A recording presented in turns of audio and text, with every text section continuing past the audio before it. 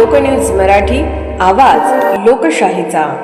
विटा शहरात आरोग्य सेवेचा विश्वासार्ह आधार आदिती मल्टी स्पेशालिटी हॉस्पिटल संचलित बंडगर हॉस्पिटल विटा, महात्मा फुले जन आरोग्य योजना, आयुष्यमान भारत व बांधकाम कामगार योजनेअंतर्गत शस्त्रक्रिया आणि उपचार पूर्णपणे मोफत, हाडांवरील सर्व प्रकारचे ऑपरेशन्स, वेदना निवारणासाठी ब्लॉक इंजेक्शन, डायलिसिस, मूतखड्यावरील सर्व प्रकारचे ऑपरेशन व उपचार, जनरल सर्जरी, अपेंडिक्स, हर्निया, मूळव्याधवरील ऑपरेशन व उपचार पूर्णपणे मोफत। सावरकर नगर, खानापूर रोड, विटा। संपर्क आपल्या स्क्रीनवर।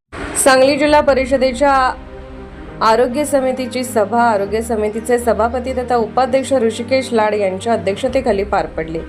यावेळी बोलताना ऋषिकेश लाड यांनी सांगली जिल्ह्यातील सर्व प्राथमिक आरोग्य केंद्रांमध्ये कोणताही रुग्ण उपचाराविना परत जाता कामा नये असे स्पष्ट निर्देश आरोग्य विभागातील अधिकाऱ्यांना दिले। आरोग्य सेवा देणे हे कर्मचाऱ्यांचे प्रथम कर्तव्य असून कामातील कोणतीही हलगर्जी सहन केली जाणार नाही असा इशाराही त्यांनी दिला।